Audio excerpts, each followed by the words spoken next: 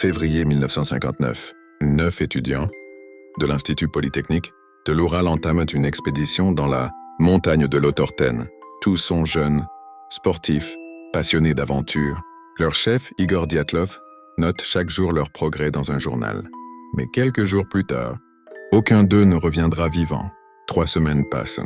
Une équipe de secours retrouve leur campement. La tente est ouverte de l'intérieur.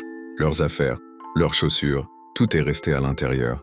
Les traces dans la neige montrent qu'ils ont fui pieds nus, dans une température de 30 degrés. Et ce n'est que le début du cauchemar. Les premiers corps sont retrouvés à la lisière d'une forêt. Presque nus, le visage figé de terreur. Quelques jours plus tard, d'autres sont découverts plus loin, avec des fractures internes, mais aucune blessure externe. Une femme n'a plus de langue. 2 autres ont les yeux arrachés.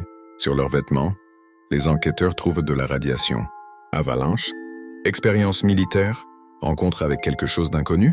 Certains parlent d'une arme secrète soviétique, d'autres d'un test nucléaire.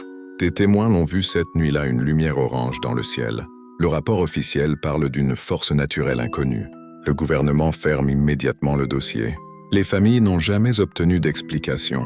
Les journaux de l'époque ont été censurés, les archives classées confidentielles. En 2019, la Russie a rouvert l'enquête. Le verdict ? Hypothermie due à une avalanche, mais aucun expert n'y croit vraiment.